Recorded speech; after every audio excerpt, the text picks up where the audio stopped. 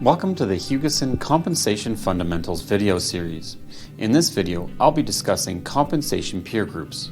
A compensation peer group provides a sample of the market for talent in which a business competes, and is most often used as a reference for establishing target pay opportunities within an organization.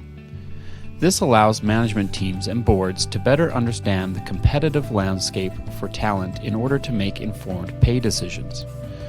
It is important to note that compensation peer groups are not necessarily always the same as performance peer groups, as evaluating the market for talent requires a different perspective than measuring value creation.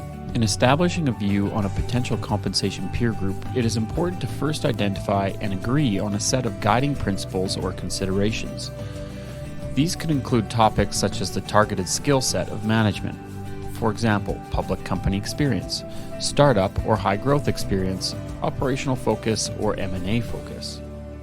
Using the guiding principles as a reference, the next step is to screen the market for potential pay peers. Screening criteria is most often comprised of company size, industry, and geography. The size of a business is often considered to have the highest correlation to the quantum of pay opportunity among relevant factors.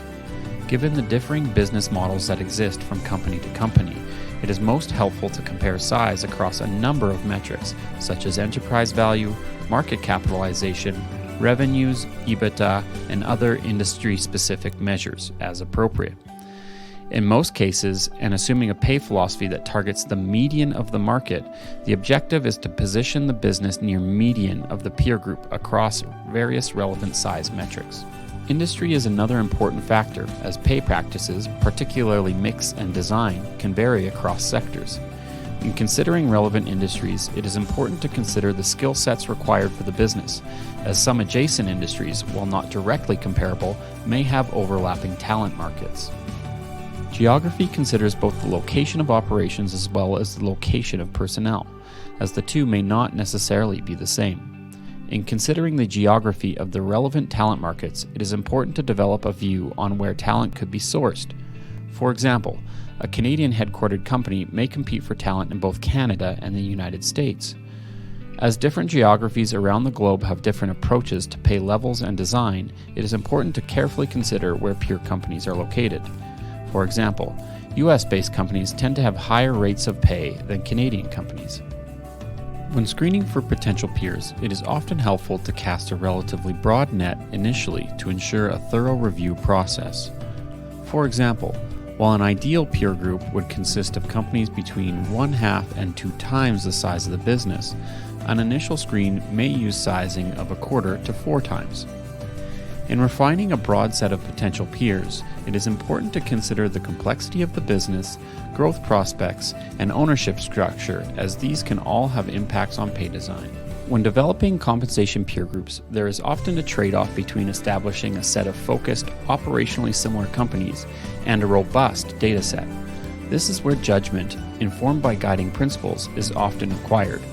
In general, a peer group should consist of at least 8 companies to generate a meaningful data set. To the extent it is not possible to identify a sufficient number of closely comparable peers, the screening criteria may be relaxed to identify an appropriate number of additional comparators. It is often helpful to define a hierarchy of desirable peer characteristics, such that if a robust group cannot be formed using the most desirable traits, there is a process for identifying the next most relevant companies. In certain circumstances, it may be helpful to analyze data from both a compensation peer group and industry compensation surveys, which we'll cover in another video in the future. The development of a compensation peer group can be one of the most time-consuming and contested exercises in the compensation review process.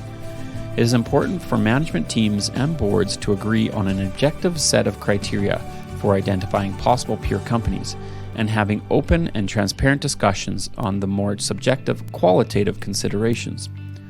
Ultimately, as each business is unique, a perfect peer group often doesn't exist.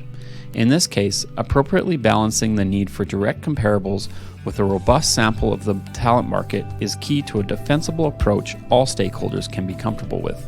Hugeson Consulting works with clients across a range of industries to navigate the complexities of developing a peer group and ultimately arriving at a solution both management and the board can agree on.